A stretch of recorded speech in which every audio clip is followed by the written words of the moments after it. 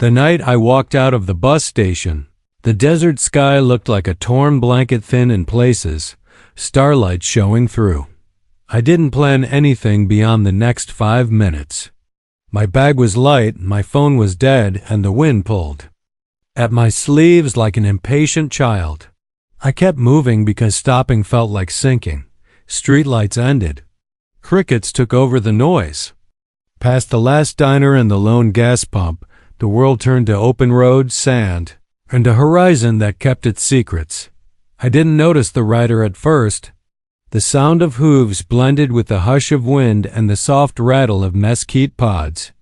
Then the horse drew even with me, slow and easy, as if it had been matching my steps all along. The rider wore a plain jacket and a hat with sweat-darkened edges. No warning, no questions, just a calm presence in a place that didn't care who I was.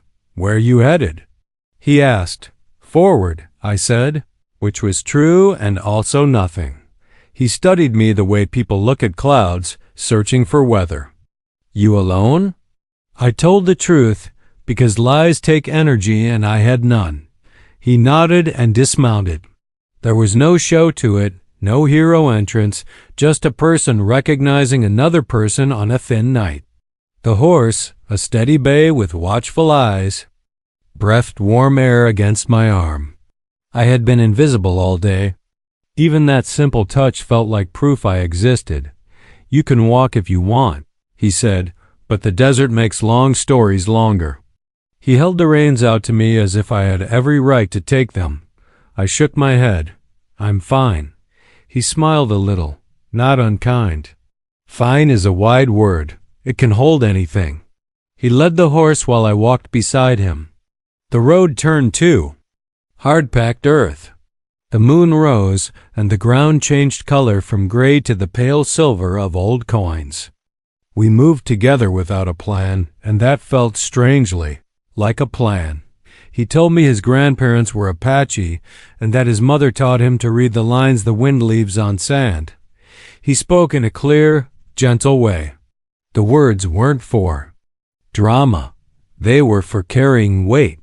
He pointed out the darker band of sagebrush where a shallow wash bent away from us. "Water runs there when it storms," he said. "Not tonight." "Tonight the land is listening," I asked. "To what?" "To people who think they have to hurry," he said. "It's okay to stop hurrying." He tilted his head at a low ridge ahead. "Camp's not far.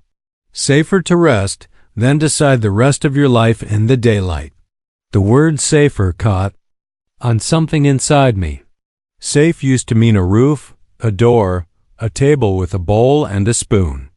The last few months had taught me that safe could vanish in a single conversation, a single slammed drawer. As we followed a faint trail between rocks, I thought of all the places I had tried to fit. Apartments with thin walls, couches that weren't really invites, small towns that smiled with their teeth. I thought of the text that said "Don't come back" and how the screen didn't care what that sentence did to me. We reached a small fold in the earth where the wind was softer.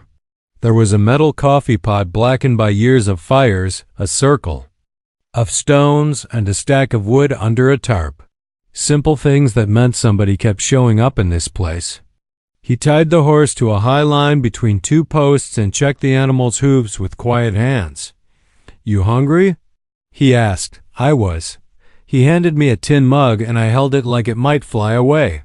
He set the fire the way a person sets a table, careful, familiar with respect. The first crack and flare felt like a pulse returning. I warmed my palms, and with the warmth came sound, the low pop of sap, the small sigh of the horse, the wind slipping through Ocotillo. The desert felt less empty and more like a room where I was a guest. He brewed coffee and stirred a pot of beans with chili and something sharp like lime. He offered thick bread wrapped in a cloth, and I tried not to eat like I was racing a clock.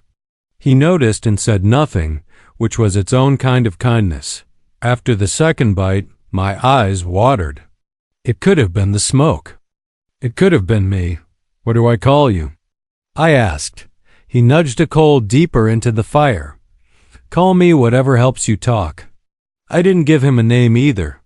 It felt good to be two people without labels, two people under a shared slice of sky. The silence between us wasn't awkward.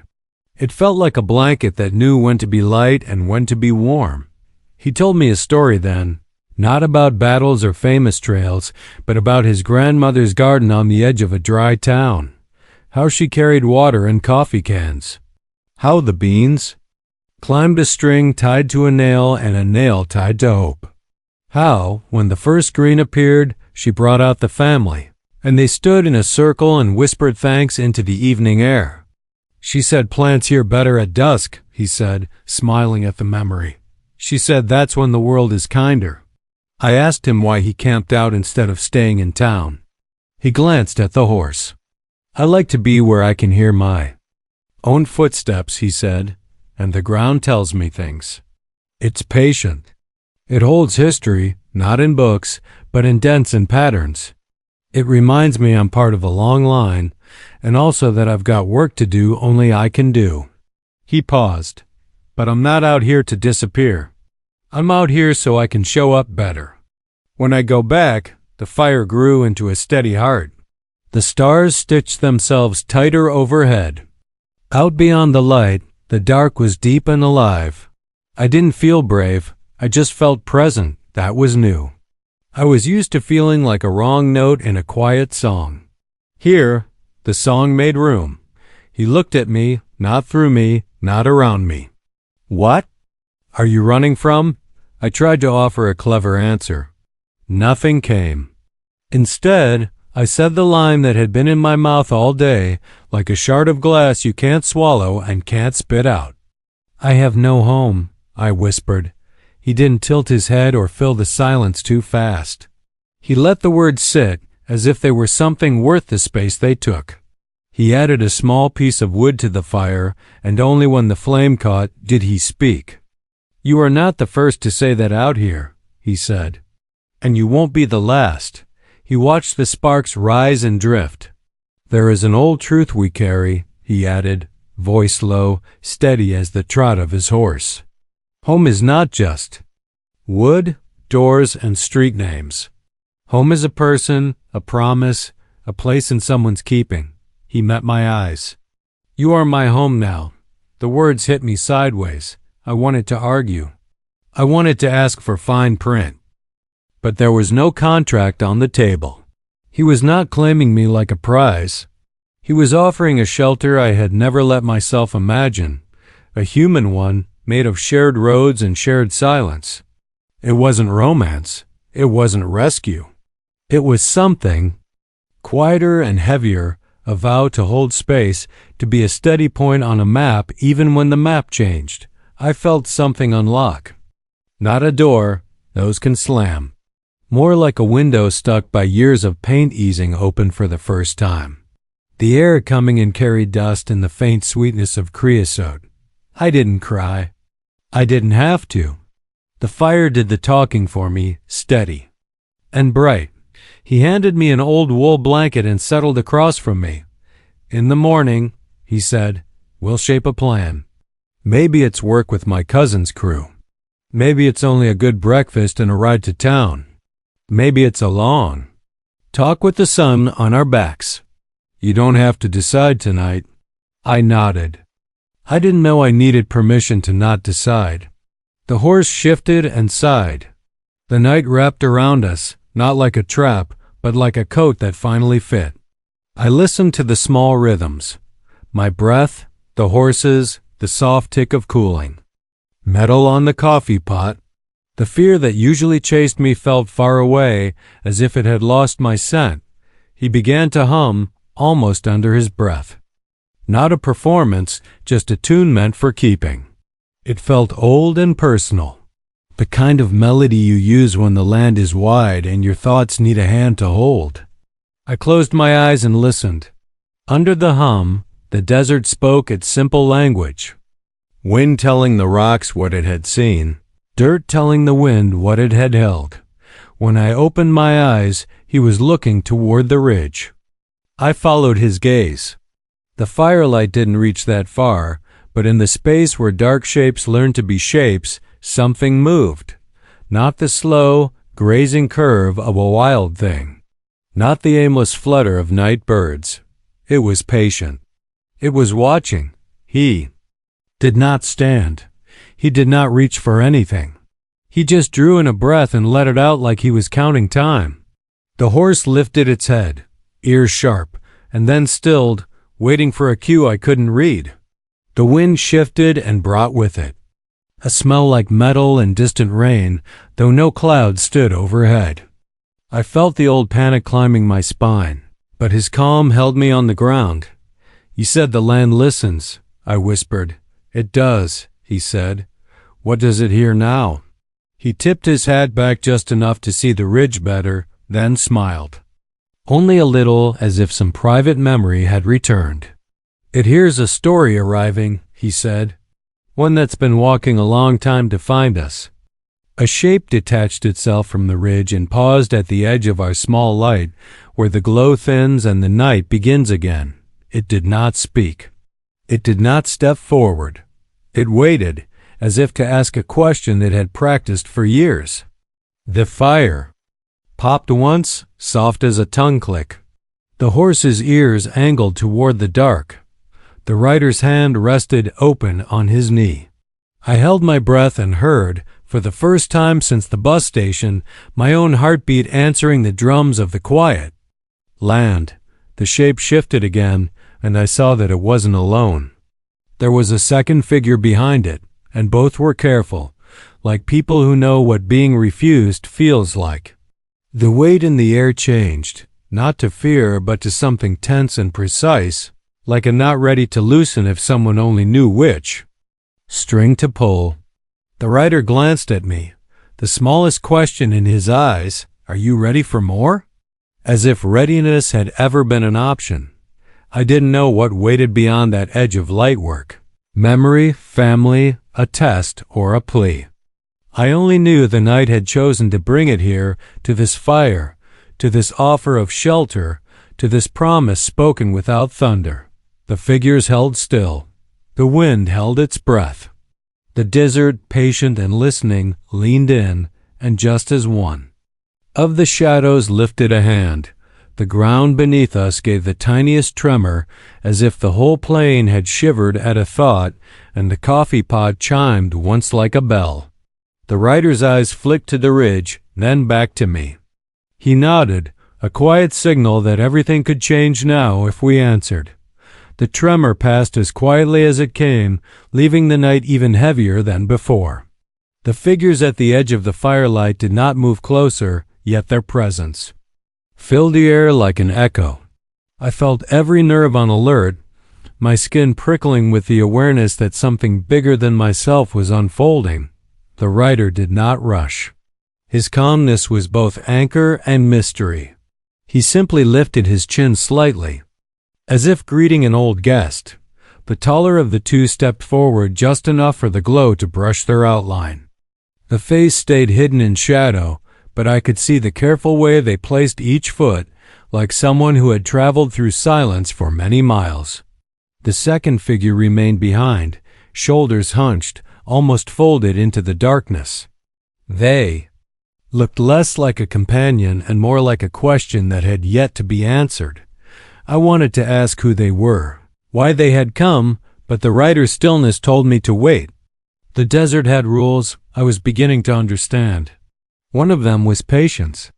The wind picked up, swirling a few sparks skyward, and I wondered if those sparks carried messages the way smoke once carried signals between distant fires.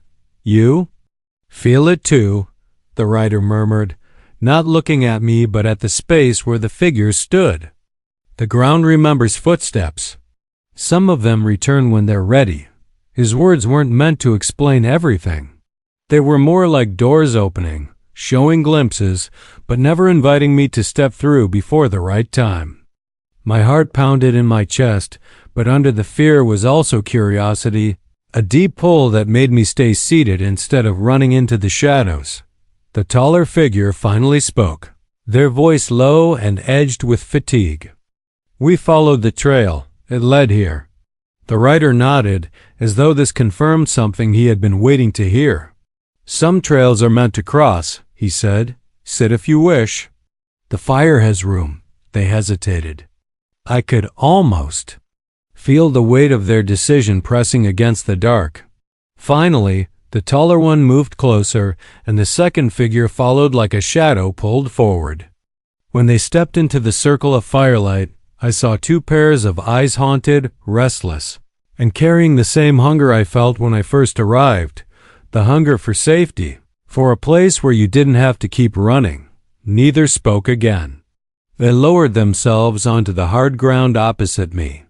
The firelight revealed little faces marked by dust, clothes worn thin, boots scarred by miles. They looked as if they had carried storms on their backs and silence in their throats for too long. The rider poured more coffee, not in a hurried way, but with the kind of steady rhythm that reminded me he had done this before. For others, maybe. For strangers who stumbled into the desert with nothing left to hold on to. He handed one mug to the taller figure and pushed another toward the second, who kept their eyes down as though afraid of being seen too clearly. For a while, the only sound was the crackle of the fire and the soft clink of tin against stone. I wanted answers: who they were, why they came, what the tremor meant, but the desert seemed to press its finger to my lips. Silence was part of the story now, and I had to let it unfold at its own pace. When the writer finally spoke, his words were not questions but reminders. "The desert doesn't lie," he said, stirring the fire. "It shows you what you bring to it. Some bring fear, some bring truth. Some bring ghosts. The ground doesn't choose, it only reflects." The taller figure looked into the flames, as though searching for shapes in them. "We brought ghosts," they admitted quietly. The second figure flinched at that word, their hands tightening around the mug, though they hadn't yet taken a sip. I felt the word ripple through me too, pulling at old wounds I hadn't named. Ghosts weren't only spirits of the dead. Sometimes they were the memories that refused to stay behind. Sometimes they were voices that followed even when you ran. The writer didn't argue. He simply nodded, accepting the statement as if it were no different from saying the sky was clear. "Then sit with them," he said. "Out here, ghosts lose their sharpness if you don't feed them fear." The fire shifted, throwing sparks, and for a moment I thought I saw shapes in the flames' faces, hands, whispers I couldn't hear. I blinked, and they were gone, leaving only smoke curling into the endless sky. I hugged the blanket tighter, watching the strangers as they slowly relaxed into the circle of warmth. But the unease didn't leave me. It deepened. Who were these people, and why did it feel like their story was about to entangle with mine? The writer leaned back, his gaze never straying far from them. "This land has a way of gathering the lost," he said softly. "Some come for shelter, some come for answers, and some come because the land itself calls them." His eyes flicked to me, then back to them. "The call is rarely gentle." "Number," one responded. But in the silence, I felt the truth of his words settle heavy on my chest. Maybe I hadn't walked away from the bus station by chance. Maybe the desert had chosen me the same way it chose them. The taller figure finally lifted their head, meeting the writer's eyes with a steadiness that surprised me. "If the land called us here," they said, "then it knows why we can't go back." The writer didn't answer right away. He studied them, then glanced at the second figure who still hadn't spoken. The firelight caught the side of their face, and I noticed the faint line of a scar running from cheek to jaw. They kept their gaze fixed on the ground, but I could sense the storm inside them, a battle I couldn't name. The wind rose again, carrying the sharp scent of creosote and something faintly metallic, like rust or old blood. The horse shifted, stamping once, uneasy. I gripped the blanket tighter, the tension winding inside me like wire pulled taut. The writer's voice cut through the quiet, low and steady. "Out here, nothing stays hidden for long. The land listens. The fire listens. And once you've spoken, you can't take the words back." The taller figure swallowed hard but said nothing more. The second figure's knuckles whitened around the mug. I could almost hear the unspoken words in the space between heartbeats. I thought of my own silence, the things I hadn't told, the slammed doors, the cold warnings, the moment I realized home was no longer a place waiting for me. The words sat heavy in my chest, aching to join theirs. But fear held me still. I wasn't ready to let the fire hear my ghosts. Not yet. The rider fed another log to the flames, and the shadows leapt higher against the rocks. The desert stretched endless around us, vast and indifferent, yet this small. Circle of fire felt like the center of something I couldn't name. No one spoke again for a long time. The figures stared into the fire. The rider leaned against his pack with eyes half closed, and I sat listening to the strange rhythm of my own breathing. The night was thick with questions. I thought I saw movement again beyond the firelight shapes. Low to the ground, slipping through the dark like whispers. Coyotes, maybe, or something older, something that had walked these lands long before any of us. Their eyes flashed once in the glow before vanishing into silence. The rider opened his eyes as if he'd seen them too. "The night is watching," he murmured. "It always watches before it speaks." The words lingered in my mind, heavy with promise and warning. I didn't know what the night would say or what truth the desert expected us to face. All I knew was that something had shifted. The fire, the strangers, the tremor in the earth, it was all leading toward a revelation, waiting just beyond the edge of our understanding. And though exhaustion pulled at my body, I couldn't close my eyes. Because deep down, I knew the moment I blinked, the night might finally decide to speak. The fire burned low, sending threads of smoke into the night air, and every shadow around us felt alive. The two strangers sat close together, but not in comfort, more like people forced to share space because the dark behind them was worse. Their silence carried weight, the kind of weight that presses down on the chest until every breath feels like a secret. The rider broke that silence with a question that sounded more like a truth already known. "What follows you?" The taller figure's jaw tightened. They looked at the second, then back at the fire. "Something we couldn't leave behind," they said. Their voice cracked, not from weakness but from holding back too much for too long. The second figure shifted, restless, eyes flicking between the flames and the darkness beyond. I noticed again the scar, and now I wondered if it wasn't just a mark from the past, but a symbol of the conflict they carried inside. It seemed as if every word unspoken was fighting to stay buried, and yet the desert wanted it uncovered. I listened, my own ghosts rising with theirs, though I kept them locked tight. It was easier to watch than to confess. But the rider's eyes moved between all of us, calm and steady, like he could see the storm each of us carried. "You can walk with fear behind you forever," he said softly, "or you can let the land hear it so it stops chasing." The taller figure leaned forward, voice low. "It isn't just fear, it's danger. We weren't supposed to make it this far. If they find us, they cut themselves off, but the meaning was clear. Whoever they were, they hadn't been left behind." The tremor we'd felt earlier suddenly seemed less like the earth itself and more like a warning carried through the ground. The second figure finally spoke for the first time, and the sound startled me. It was soft, almost fragile, but with a sharp edge. "We shouldn't have come here. We'll bring it to you two." Their eyes darted toward the rider, then at me, as if weighing whether we were worth the risk of sharing this fire. My chest tightened. I didn't know these people, didn't even know their names, but already I felt tangled in their fear. And worse, I knew what it was like to believe your presence was poison to others.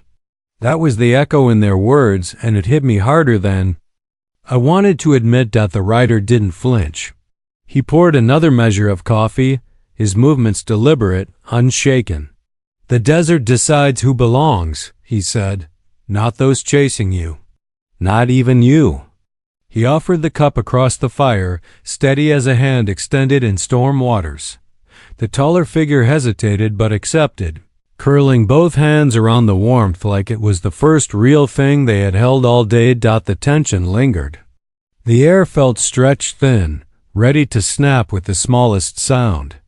I couldn't help but glance toward the horizon, half expecting shapes to rise against the stars, a line of shadows coming to claim what they believed was theirs.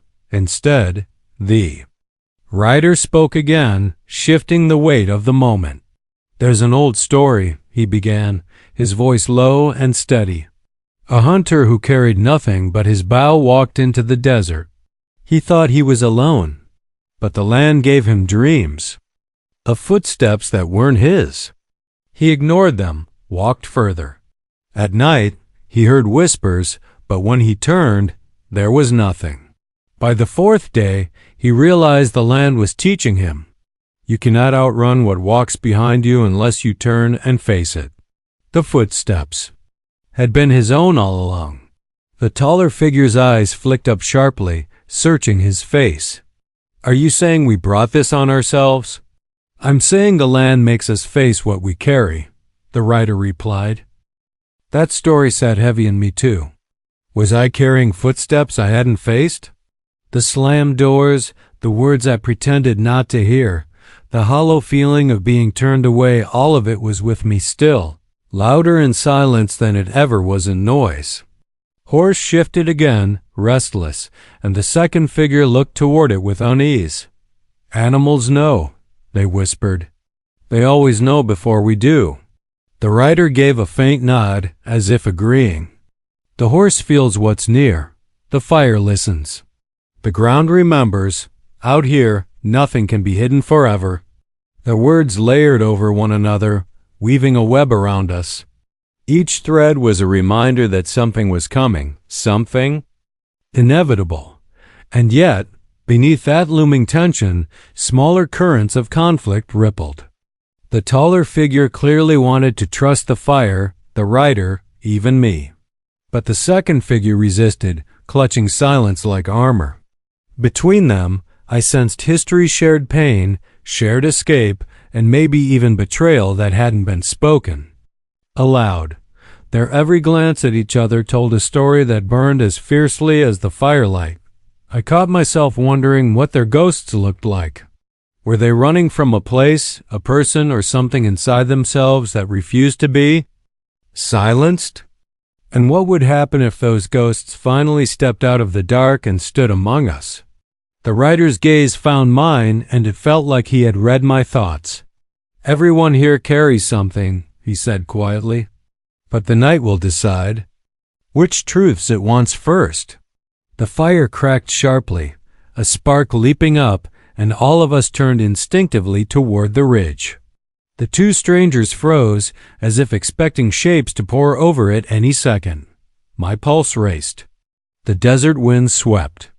Low, carrying that faint metallic scent again, sharper now, as if something unseen was circling closer. No one spoke. No one moved. The silence grew heavy, not empty, but crowded, filled with what might be waiting just beyond the edge of our small circle of light. I thought of the rider's story, of footsteps chasing in dreams. And I wondered, were the shadows out there really something hunting us, or were they only waiting for us to admit what already lived inside? Either way, the night had us in its grip, and it was not ready to let go. The fire burned low, a red heart pulsing against the desert night, and the shadows stretched longer, sharper. Every flicker of flame seemed to reveal something hidden, then snatch it back into darkness. The two strangers sat across from me, tense as bowstrings, their eyes darting between the ridge and the rider as if waiting for him to decide whether we would survive the night.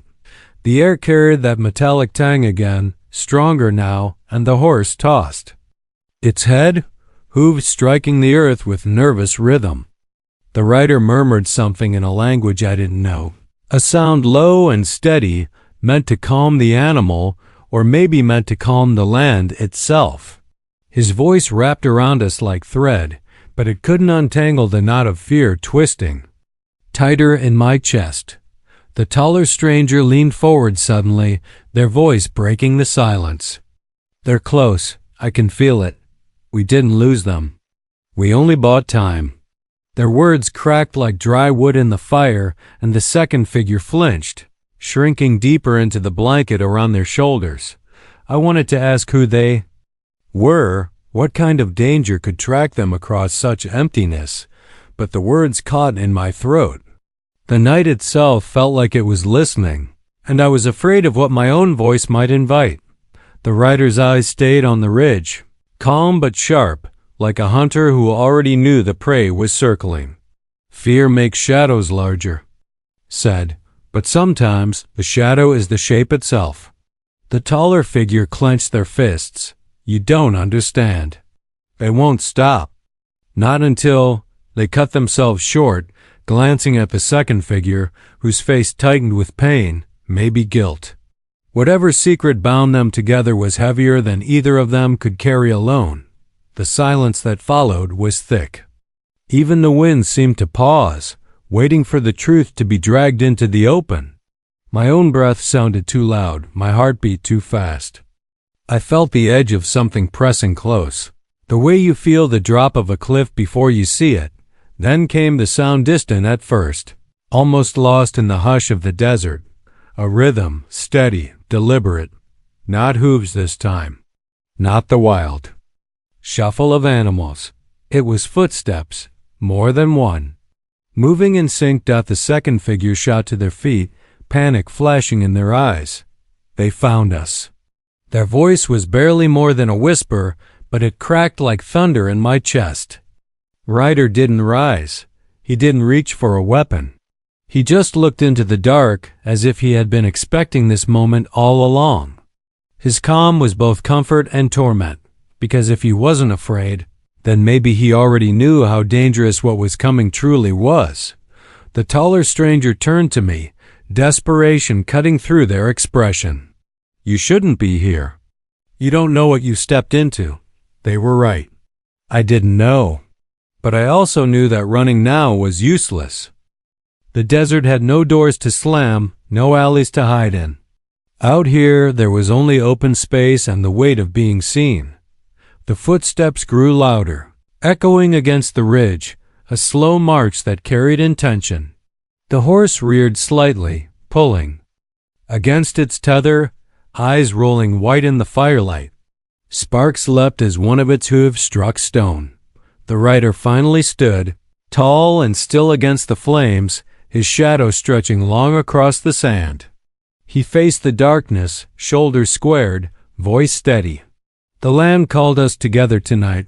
Whatever comes, we face it here." The taller figure muttered something sharp under their breath, half anger, half fear, but they didn't move away. The second figure pressed closer to them, trembling but not fleeing either. I felt the pull of the fire behind me and the press of the night in front of me, caught between light and shadow, between the truth I hadn't spoken and the danger about to step into view. Every nerve screamed to run, but something deeper rooted me in place. Maybe it was the rider's calm. Maybe it was the strange sense that the desert wanted me to see this through, no matter the cost. The footsteps stopped. Silence fell so sudden it rang in my ears. Out there, just beyond the reach of firelight, shapes waited, watching, listening. Ryder didn't look back at us. His voice carried low but certain. "This is the moment the night was holding for us." And then the dark shifted, the shadows leaning forward, and I knew whatever was about to reveal itself would tear the silence open and change everything. The night broke open when the figures finally stepped into the glow of the fire. At first, I thought it was a trick of the shadows, but then I saw them clearly, faces hardened by dust and miles, eyes sharp with hunger and old anger. There were 3 of them, moving with the kind of purpose that came from chasing something too long, to let it slip away now. The taller stranger across the fire tensed, jaw locking, while the second figure shrank closer into their blanket as if trying to vanish. The rider did not move from where he stood. His voice cut through the thick silence, calm and steady. This fire belongs to no one, but it welcomes anyone who steps into it without malice. If you come with anger, the desert will turn it back on you. The three men, if men they were, stopped at the edge of the circle, the firelight painting hard lines across their faces. One of them sneered. "You think a flame and a few words can keep us out? We've tracked them across days. There. Not leaving with you." His eyes flicked to the taller stranger, then to the second figure, who lowered their head as though the weight of shame was heavier than the fear of being taken. The taller stranger stood abruptly, fists clenched, voice shaking but strong. "We ran because you gave us no choice. We carried your demands, your threats, until there was nothing left of us. We left because we wanted more than fear." The leader of the three spat into the dirt. "You don't get to decide that. You belong where you were." "You belong to what?" "You fled." The rider stepped forward, placing himself between the strangers and those who hunted them. His presence wasn't loud, wasn't threatening. It was steady, a wall made of silence and certainty. "No one belongs to fear," he said simply. The fire cracked, sending sparks upward. In the glow, the desert itself seemed to lean in, listening. The three men shifted, restless, as though the land beneath them had turned strange. The second figure finally raised their head, eyes glistening. Their voice was quiet but cut through the night. "We carried your rules, your punishments, your violence, but we never carried your truth. We were never yours." They took a step closer to the fire, the scar on their cheek catching the light. "We belong to ourselves." The words hung in the air, trembling but unbroken. The taller figure placed a steadying hand on their shoulder, and for the first time I saw them not as fugitives, not as victims, but as people reclaiming a voice that had been buried. The rider nodded once, slow and firm, as though sealing there. "Words into the ground itself. The desert hears you," he said. "And what it hears, it remembers." Something shifted then. The three hunters looked unsettled, as if they too felt the ground listening. The leader muttered under his breath, his confidence wavering. Maybe it was the fire, maybe the silence, maybe the strange stillness of the land itself, but whatever. Certainty they had carried began to thin. Finally, with a last sharp glare, the leader spat again. "This isn't over." He turned, motioning to the others, and together they melted back into the shadows, swallowed by the endless dark. For a long time, none of us moved. The crackle of the fire filled the space where their footsteps had been. The horse snorted, tossing its head, but slowly settled again. The desert grew quiet, heavy, but no longer tense. The taller stranger sank back down beside the flames, their face pale with exhaustion. The second figure folded into them, the two of them leaning on each other like branches in the wind worn, but unbroken. I let out a breath I hadn't realized I was holding. My chest felt lighter, though my hand still shook. The rider lowered himself to the ground, gaze fixed on the fading ridge where the men had disappeared. "They'll try again," he said softly.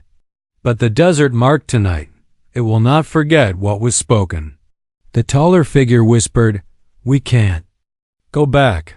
There's nothing left behind us." The rider looked at them, then at me. His eyes were steady, but softer now. "Then you go forward. The road isn't easy, but it's yours. That's the difference." The second figure, voice trembling but clear, asked, "And what if they find us again?" "Then you meet them." "As you did tonight," the rider answered. "Not with fear, but with the truth of who you are. Out here, that is stronger than any chain they try to put on you." The fire's warmth wrapped around us, and for the first time since the bus station, I felt the smallest thread of peace. The strangers had claimed their freedom, even if danger still lingered, and me, I had whispered my truth too. I had said out loud that I had no home, and in that moment, the writer had given me an answer I didn't know I could believe. That home was not walls or doors, but connection, presence, belonging. The night stretched on, stars thick above us.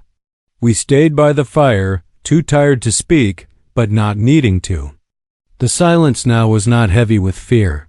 It was full, alive, carrying the weight of survival and the promise of tomorrow. When morning came, the desert unfolded in gold light, the air cool and sharp. The world looked different, wider. The strangers stood side by side, their shoulders no longer hunched, their steps firmer. The rider saddled his horse, humming softly, as though the night had left him lighter too. He turned to me, offering the phone. Same choice he had promised before. You can walk your own path or ride a while longer with us. Either way, the ground will remember your steps. I thought about it, about the road behind me and the road ahead. I thought about fear and freedom, about voices stolen and voices reclaimed. And I realized that maybe home wasn't a single place or a single person. Maybe it was the courage to keep walking, even when the world tried to strip you of belonging. I nodded. I'll ride a while longer.